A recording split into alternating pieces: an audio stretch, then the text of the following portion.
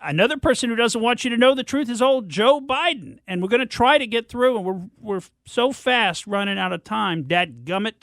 But we're going to try to get through some of his 1988 presidential race. You know, he was actually forced out of the presidential race in 1988 for plagiarism, for stealing other people's speeches. You seeing the pattern with Joe Biden?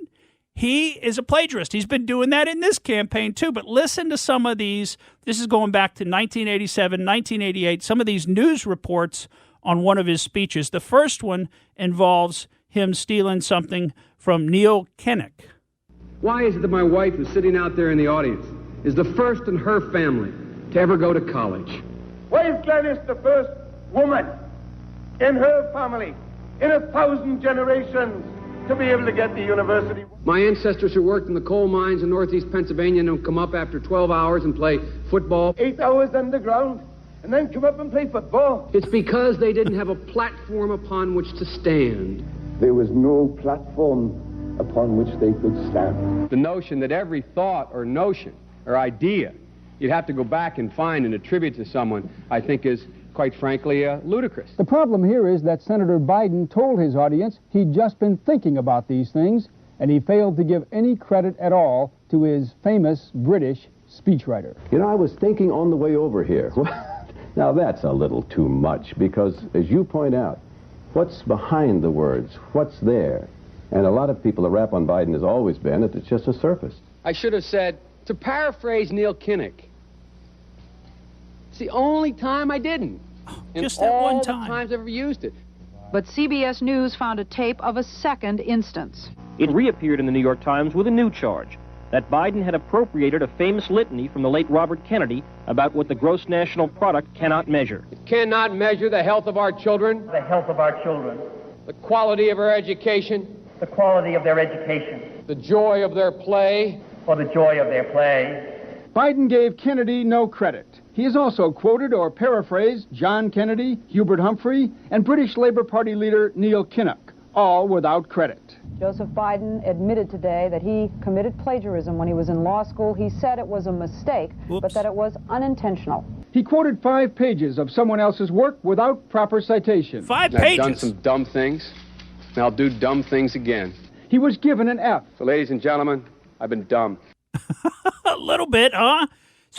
So for over 30 years, the media, everybody's known about Joe Biden. He's just a surface-level guy, and he's a plagiarist. He just repeats what other people said. And we've got another clip from that same presidential race, and this one I want you to hear because it may remind you of something. Remember that altercation that he had with that voter in Iowa who he called fat for daring to question him and just said, I'll do a push-up contest with you.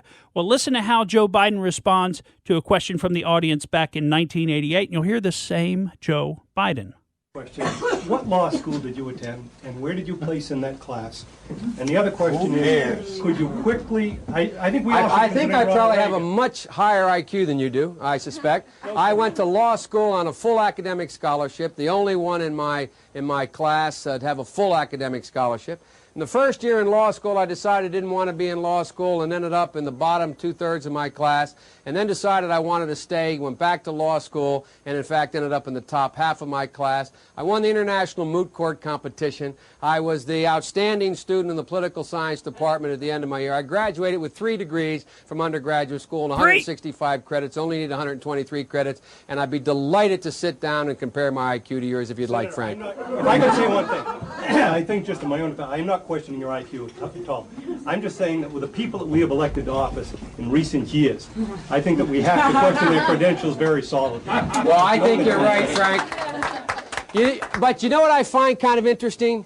It seems to me if you can speak, you're at a liability in the Democratic Party anymore. It seems to me you've all become heartless technocrats.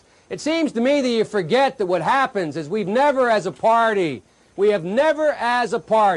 moved this nation by 14-point position papers and 9-point programs.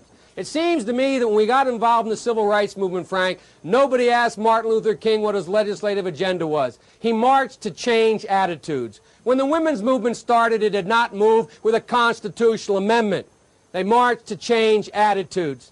And this party better understand full well that it's about time we change our attitude and we begin to change the attitudes of Americans about what their responsibilities are to the poor, about what their responsibilities are to other people, and about what our responsibility in the world is. And that requires changing attitudes. But Frank, I promise you, you'll see my 15-point plans and 19-point position papers, and you'll be able to make a judgment when Gary Hart and I stand there. Who knows more about foreign policy, Gary or me? And when you see that Dick Gebhardt and I stand there, you'll be able to make a judgment whether Dick Gebhardt or I know more about economic policy. But ultimately, Frank, this country needs a leader, and leaders change attitudes about people.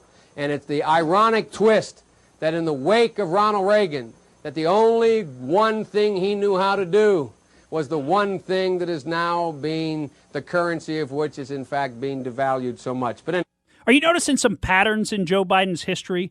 Well, before we run out of time here in this segment, we got to hear what the media had to say about his schooling, because you'll love this. Senator Joseph Biden may have more explaining to do. The new questions stem from taped remarks of Biden during an April campaign appearance in New Hampshire. I went to law school on a full academic scholarship, the only one in my class to have a full academic scholarship. Went back to law school and in fact ended up in the top half of my class. I was the outstanding student in the political science department at the end of my year. I graduated with 3 degrees from undergraduate school and 165 credits, only needed 123 credits. Biden now concedes he did not graduate in the top half of his law school class, that he does not have 3 degrees from college, and that he was not named outstanding political science student in college. Newsweek says Biden actually went to school on a half scholarship, ended up near the bottom of his class, and won only 1 degree, not 3. Wow. Oh, such a Pinocchio. What about the moot court? What about the whoppers? Yeah, maybe the moot court part was true, right? I mean, you got to have a little grain of truth in all those lies. But you see the pattern with Joe Biden? You see, he's doing the same thing now that he's been doing his entire career. He's been doing the same thing. He's just been copying what other people say. He's been trying to take credit for things he didn't do. And we've got the aftermath of this in the 1988 presidential election when we come back. Thank you for listening to the Morgan Streetman Show. We hope you enjoyed what you heard. And if you did, please click like and subscribe to help us out. And remember that we recommend that you exercise your brain at least once a week.